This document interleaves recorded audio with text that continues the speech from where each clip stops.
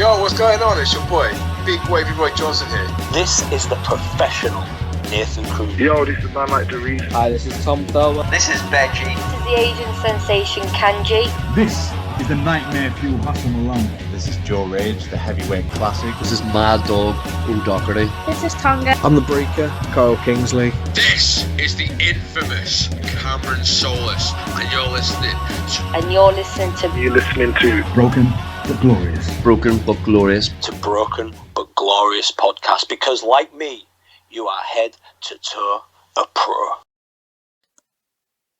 Hello and welcome to my Brit Rest Journey on bbgwrestling.com. I'm Chris Lappin and welcome to my interview with the owner of the best, shiniest wizard you'll ever see, Echo Reed. For some reason, the first minute of the interview didn't record, so we've done the hellos, we've done the how are yous, the intro, and you will join us when I ask how she found wrestling in front of no fans during lockdown for Reach Wrestling's YouTube show. Enjoy the interview. Awesome. Well, at first we had like our beginners class kind of like walking in, so that they kind of got to watch free wrestling at the same time. They got to see what they're training for, basically. So we had some fans technically, but they kind of knew to cheer or boo, so it was kind of like fixed. Yeah. Because they already knew, basically. They knew us, so they knew if we were nice or bad, basically.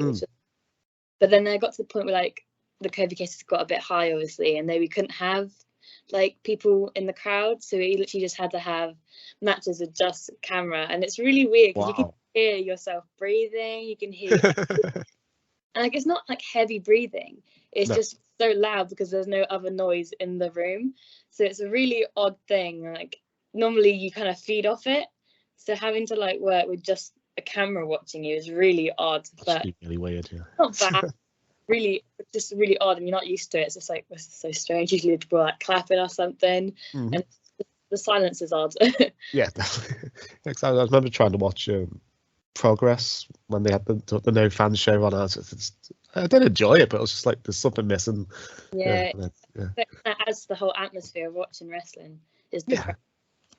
And that crowdless WrestleMania was just like, no, why do you bother putting this on? It's just like a bunch of us from Reach so watched it together on like a Zoom call. We were all like started at the same time, and it was just we were all just watching like it's so weird not having a crowd there. Like it's WrestleMania, it's like the biggest event of the year, and we're all just like so strange. Like they got like the screens and everywhere, but like there's no sound coming out of them, so it's fixed noise. So it's like it's I think they could have done something with, because they wanted to do the pirate theme. They could have made like big ship or something. They just had wrestlers as pirates on it, or just something different. Just also, it's just the performance center. it's screens up, that's about it. You were on a show with my co-host Lance Rivera for PW. You fenced with Maria May. That must have been fun. So, she's becoming a big name recently, isn't she? She's becoming really popular, Bessa, and she's really lovely as well. And like we've wrestled quite a few times now. Like most places I go, I will end up having a match with Mariah May, which is fine by me, but I just can't seem to beat her. So that's always the downside. But yeah, no, she's good fun to work with, and I enjoy them. Everywhere I go now, pretty much I've got a match with Mariah May, so we get to change it up and do things different each time, which is nice. Have you found reaching out from Reach? Branching out from Reach? It's harder when you're from like the south. There's not as many promotions down here. There's only about 4 or 5, so you'll be on those shows, which is like amazing. But to be able to get to places like that you really want to go, like that you have something that they're really interested in. And it's hard because like your expenses to get to shows is going to be like £60 or more just for petrol costs and stuff. So it's harder to branch out, but we're slowly getting there now. We're getting a few more debuts in. We've had like 5 or 6 this year, which was exciting. Oh, amazing. But it's harder living in this part of the country, but we've got to make do in it. Yeah, I'll say I live in the northwest, so that you're falling over promotions or fierce. There's loads, like Midlands and North. There's so many, but like I don't know what it is, but just down south, there's only like 4 to 5 like ones that are actually worth it, and like running still. Like most of them are like the show every like 6 months, and whereas there's only like 5 that do shows consistently. So it was like such a weird thing having like all these shows up country that you'll get to go to, but you'll get the one-offs because it costs so much to bring you in. Yeah, definitely. You said you only had a couple of matches pre-lockdown. Were there any matches or storylines within 2020 you're particularly looking forward to that couldn't happen? Yeah, there was one with my coach. He never lost in Plymouth, and it had been this whole setup. It was going to be me versus him. We were planning to do an intergender show for our academy show. Oh, wow. Yeah. Meant to be all the girls versus the boys. It was going to be really fun. Like, the whole story was me finally being able to beat him. It didn't get to happen because of lockdown. And then that sounds fun. Because it had been like a year and a half. And I had grown up, so like the story wouldn't have been the same if it was like some small little girl beating some 30-year-old man's ass. But was that Jason King? Was it? Oh. Yeah, yeah, I'm really looking forward to that one, bless him, because we had this whole feud going, and it was good fun. But yeah, that didn't get to happen. Other than that, my main story was LA Taylor, and we got that anyway, so that was good. It changed a little bit, and it ended up being mainly me and Aurora, but we've had quite a few matches down in the south in Reach, so I'm happy with the stories I did get in the end, but I just missed out on the intergender ones, which I thought would have been really cool to have. That sounds a lot of fun. I hope that somehow still happens. That'd be a lot of fun. One day, probably. Yeah. Did you make any tweaks to your character or your moveset over lockdown? Yeah. Before lockdown, I was very like shy and timid, and I was very, like a little girl. Like, I hadn't grown up yet. I didn't have a lot of confidence. So when I came back from lockdown, I'd pretty much, most of us, we did like a Zoom call thing. We pretty much did like workouts every day on a Zoom call. So I got in good shape at the time. And then I wanted to make my character a bit more fiery, a bit more like, don't take no crap from no one kind of thing. Because I was very like, I tried doing that at first, and it wasn't very convincing because I didn't look the part at all. And then I realized like I didn't really stand out, so I thought I'd change my hair to something I wanted it to look like. So that hence pink and blue. It's a bit faded at the minute. I need to tough up, but that was more me. I'm more extroverted. I can't even say it now, and not that shy little girl anymore, which is nice. So I based them more around a grown-up version of Echo Reed. Yeah, I've recently started training at the age of 40. I don't know why I've started late until I was 40, but I kind of went to support my son who's 17. And yeah, but I love it. I wish I'd started it earlier. So it's weird because like the earlier you start, the better like you get over time, obviously. But it's like you look back and you cringe because like you're not even like grown up yet, so you just get a sort of child. Because I only started really getting in or trying to get in shape February this year, so I couldn't have done it last year. This fitness level you need to be is stupid. So that's diet. I couldn't walk for 4 days after our first session. I don't think I'd ever done a squat in my life. It hurts a lot more. You just got to keep going with it. Then it becomes natural after that. Yeah, we've been going 2 months, and I don't hear that much afterwards now. So, yeah, we did our first promo class the other week, and that was terrifying, but I got through it. I'm terrible at promos. Don't worry. I'm not with public talking, so don't worry about that. Yeah, apparently we weren't loud enough when we were doing our strike classes, so they made us do animal noises while you're doing it. So you have to moo when you're punching and oink when you're taking the points. Yeah, trying to get the points across. Like, yeah, you have to make noise. So it's like class of us, the girls just batter each other. To be honest, I think it's because we're all good friends. We all just whack each other. Whereas like the boys will get put with us and they just barely hit us. I'm like, I'm gonna hit you, so you're gonna have to hit me, mate. Yeah, they always say you hit your mates harder, don't you? So yeah, definitely. Well, this will give away your age. So, who was your favourite wrestler growing up? My favourite wrestler growing up. Yeah, it's gonna be my age. Mine was Rey Mysterio when I was younger. It's still kind of, but it's not as much as when I was younger, basically. But yeah, he was my favourite when I was younger because I just thought he was awesome. And he was small like me, so I liked it. Yeah. I'd love to go back and listen to my interviews and just see, because for a while it was always Rey Mysterio or Jeff Hardy, because I must be interviewing people about the same age as well. Yeah, it's a common one for like my kind of like age group in that 3 to 5 years. It's always like Rey Mysterio, Jeff Hardy. Yeah. My brother next door, his favorite was Jeff Hardy and Rey Mysterio as well. So yeah, my son, the 17-year-old, yeah, growing up was his favorite. He's obsessed. So what prompted you? Yeah, what prompted you to don the tights and get in the ring yourself? So. I don't really know what kind of started it. I just know that I really enjoyed it when I was younger. My brother, I was like this until my sister came along, but she would not take any of it because she didn't do any of that stuff. So we would always like wrestle like on the sofas and like on the trampolines, and then I kind of like took like a break from it when I was growing up. Not like intentional. I would still watch it here and there, but I just wasn't as into it. And it was when I was about 15, 16, I decided I actually really want to try it and see if it's like something I would be any good at, because I was quite into sports in school. I did stuff. I was like, I'm not really gonna pursue a career in it, to be honest. So I remember it was his 21st birthday. I booked in to do my first training session, and I got hooked straight away, and I was like, I really enjoyed that. Actually, I'm gonna keep going. I was like, it doesn't matter if I'm any good at it or not. I just really enjoyed like actually doing it. And I remember from that point, I booked in to do WAW week-long camp as well with my brother, because he wanted to try it as well. And I remember I was like, I didn't want to go by myself. So I was like, you're coming with me. So I was like, I'm gonna really try it, because I was like, if I really enjoy doing it, I might as well try and make it like a career.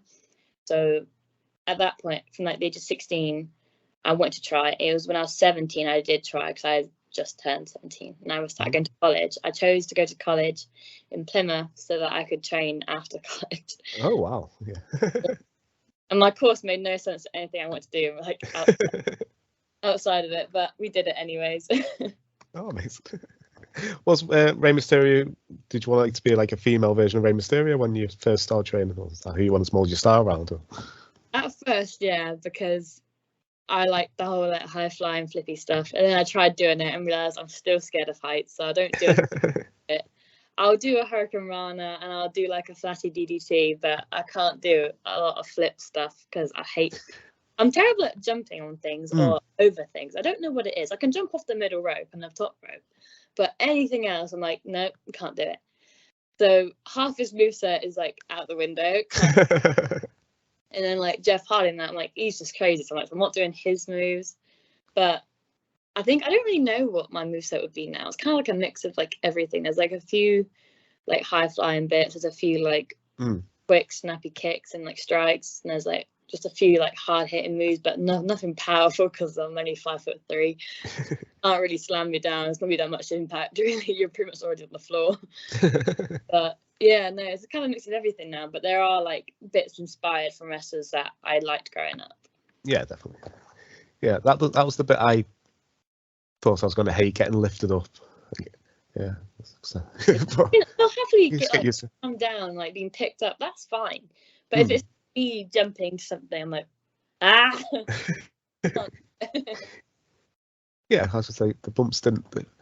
They seemed to hurt more when we were doing on the mats than when we were doing in the rings. So I'm quite happy that we've got a ring now and we get slammed in the ring. First bump is the worst one as well. Yeah, I didn't bang hard enough apparently. I was just like... Oh, I did my neck. So I was banging my head constantly, and then I remember waking up the day after just thinking, I feel like I've had a car crash, and I like pulled my neck. It was nasty. But I was like, but I'm going back next week, so that's okay. Yes. Yeah, we went we went the Saturday and the Sunday, which is probably why I couldn't walk for 4 days afterward.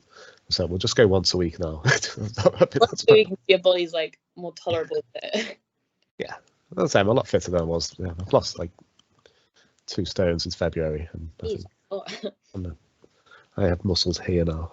Yeah, I go to the gym about 4 times a week now as well. So I went from doing nothing to so it's good. I'm really enjoying it. So, and I've bought a singlet and I've got boots and I've got knee pads. So I just need to think of a character.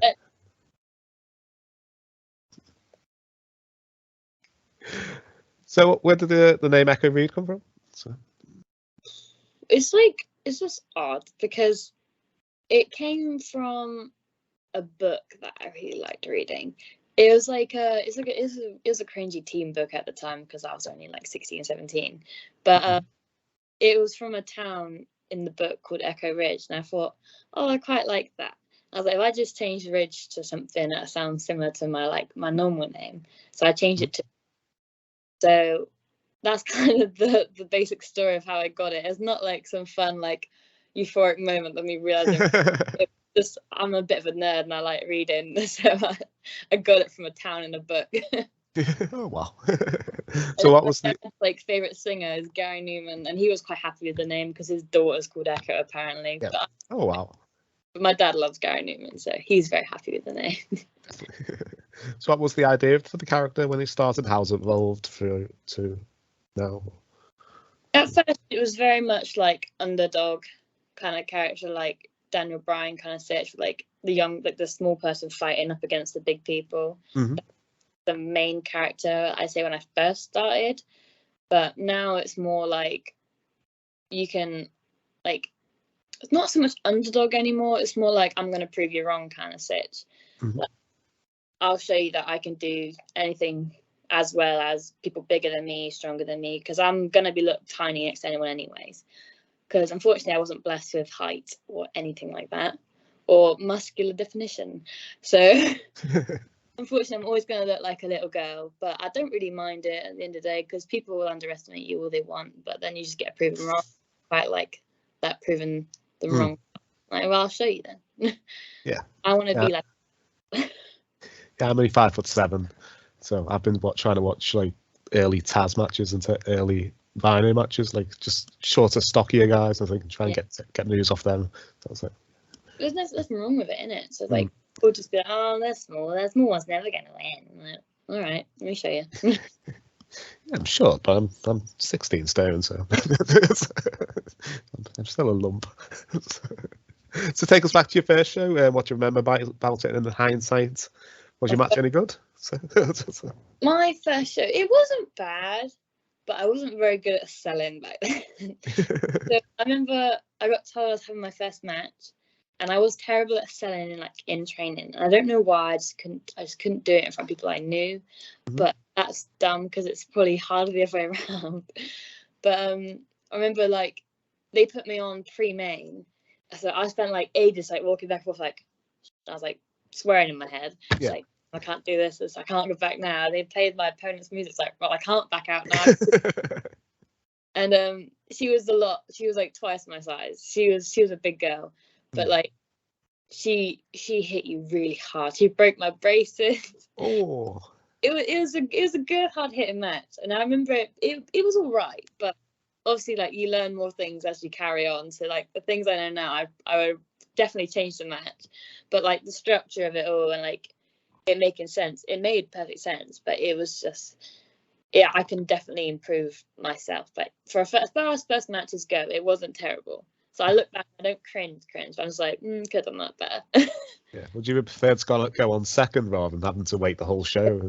I love it. I love the first half. If you put me on the first half, I can relax and I can just like rethink it all. Whereas if I'm on like pre-main, I'm like itching, like, oh no, whatever goes wrong, and I started thinking everything, and I just panic. I was going to mention because I did hear in one of your interviews that you broke your braces in your debut match. But so like she like used to hit hard, but like that's fine. I don't mind being hit hard, but like one or two caught me in the right place. Then one of them, she like kind of hit me here. Ooh, yeah. The wire just popped out, and I was like, ow. And then like it wouldn't. I couldn't just pop it back into place. So like there's like a loose wire like just stabbing my gun. Oh. Couldn't get an appointment for like 2 weeks to go get it fixed. Booked after just at Christmas time. So I was like, oh no. Got a spare Christmas with a wire in my gum. Nice. I was like, I didn't mean to. It was an accident, so it's okay. But I was just like, ow. Yeah, I've been judged twice in training so far where they've missed here and got me here. I don't think I've ever been punched in the face my whole life until the last 2 months. Literally same. We had a match with Aurora on the Plymouth Mahjong show, the 4th anniversary show for Reach, and we just hit each other anyway. We're okay outside the ring, And I remember we were both hitting each other, and like I kind of was selling, and I didn't see her coming, so I was trying to get up in time, and I didn't. So it's also on me. So he got me like right in like the cheekbone. Oh.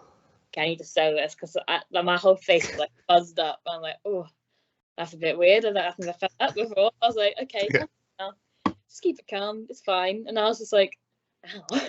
Just like my whole face kind of fuzzed up. I was like, that's what it's like to be punched in the face. And okay. Didn't know. Yeah, yeah. I thought I was gonna have a massive bruise all over my jaw, but luckily I didn't. Exactly. I think what I would have, but I was all good. It just caught like a certain. I was like, oh, ow. So do you have oh sorry. That's all right. I can say, do you have like a wish list of people you want to maybe face over the next year or so? Or? I think there's a lot of people on that list. I haven't faced a lot of people. I think I've only faced about 4 or 5. I've faced Shauna Shea, Kira Kamira, Mariah May, Amina Lily.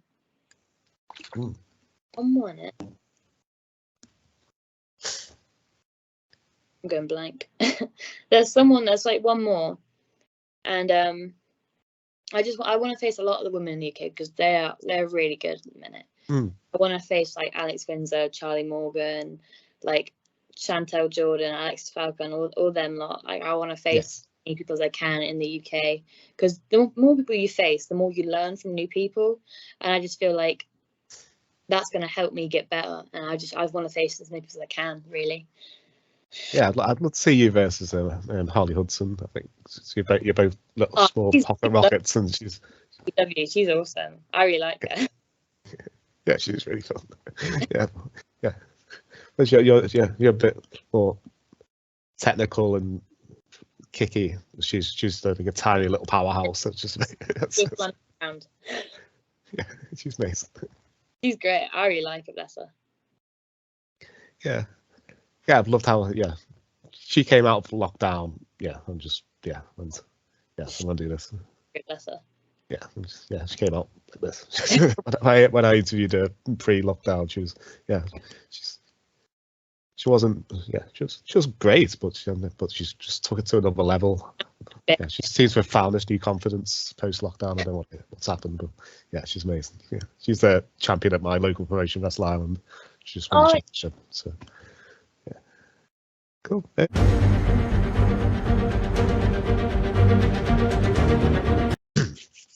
Right, so if you're promoted for a day, promoting an event, so using wrestlers you've either worked or trained with, wrestlers associated to you in some way. If I give you a match type, you tell me who you put in that match. Yeah. Okay, and as it's your show, every match can be intergender, every match can be 3, 4, 5, 6 way. Awesome. Throw a stupid stipulation on things if you want. It's no budget. Okay, so who'll be in your opening contest? Get the crowd excited. I would do. I'm torn between 2 heels that I think would be a really good opener. I'd say Kean Fox. Yes. I think he's a really good villain, and I think he's the best to open any show because he just gets it like everything that makes sense across straight away, and he's just so good in the ring. Yeah, I've seen him a couple of times at All Star. So. He's brilliant, and he's really lovely. I'd probably put him against like Joey Seven if it's like a Southwest kind of show. He's a really good baby face, and he's really technical, and like he looks like Superman. So I mean, who would you not want to see first? Like if you're not a wrestling fan, and like especially if you're a mum and you see that guy walk out, you're like, okay, I'm interested now. Yes. So I'd say Kean Fox and Joey Seven opener. That would be a good one. A comedy style match? I'd say a little bit, yeah. Like they're both quite funny lads. I think they could definitely do a comedy match, but it's also like definitely warm the crowd up with that. Yeah. Yeah, I can see. Yeah, because when we get to All Star, is mainly like kids. So yeah, he gets them all. Bear with him. So we'll keep it a family-friendly show. A women's title match. Women's title match. I would say I'd like to see Laura Di Matteo Ooh, yes. and Charlie Morgan. I think That'd be great. that would be hard hitting and technical, everything you want to see in women's wrestling. That'd be good. Yeah, I'm really looking forward to Di Matteo versus Kanji for the Progress Yeah, title weeks. It's gonna be amazing. that's gonna be really good. I'm excited to watch that.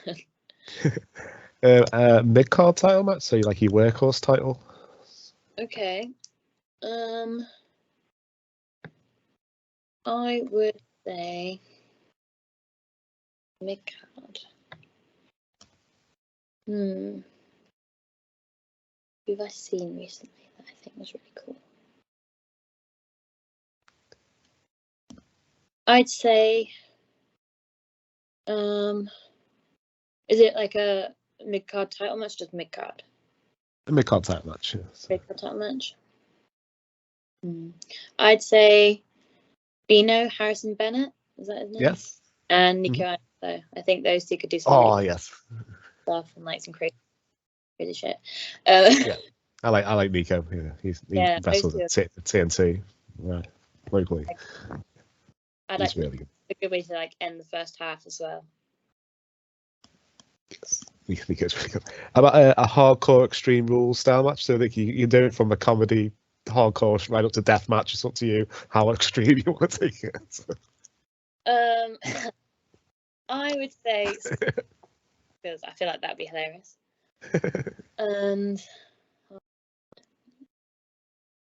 who else would I want to see us smack about?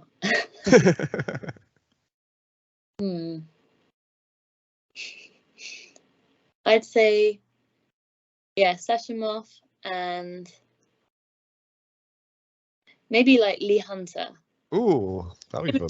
I feel like I haven't seen him in like a hardcore like match, and I feel like those two could have a laugh doing it.